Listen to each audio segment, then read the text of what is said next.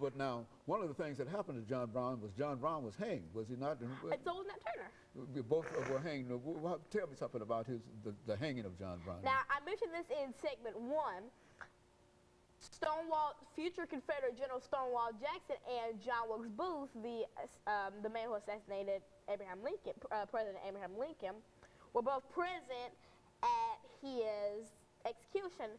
And many people don't know this, but John Wilkes Booth stole a Confederate uniform to gain admission to John Brown's execution.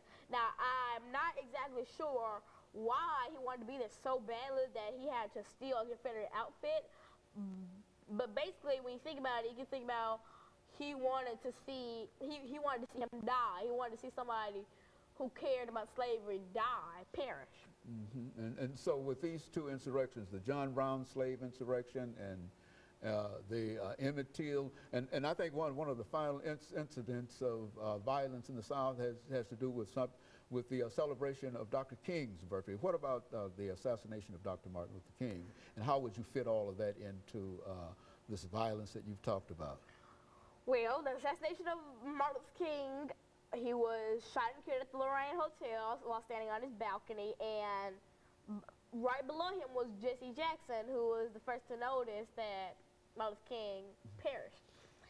And he was murdered because he stood up for African American rights. He fought back against John Crow laws, Jim Crow.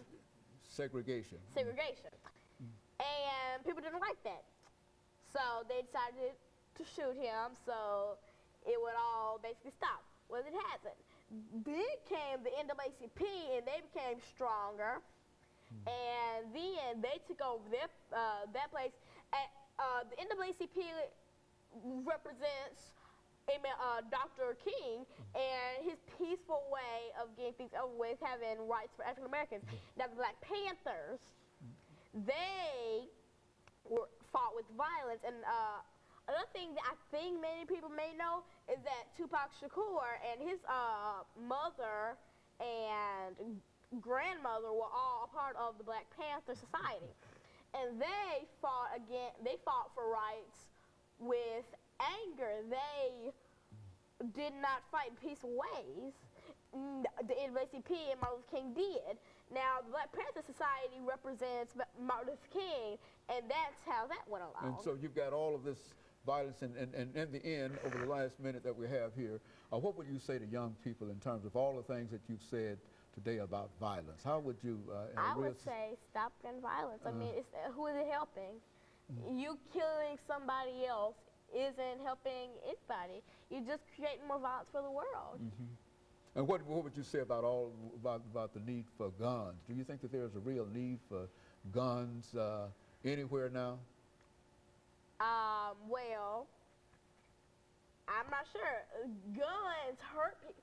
Well, actually, I don't think there is a need for guns, really.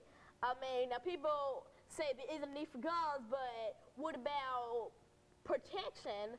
Now, you'd have to live in a perfect world and have to have no guns, no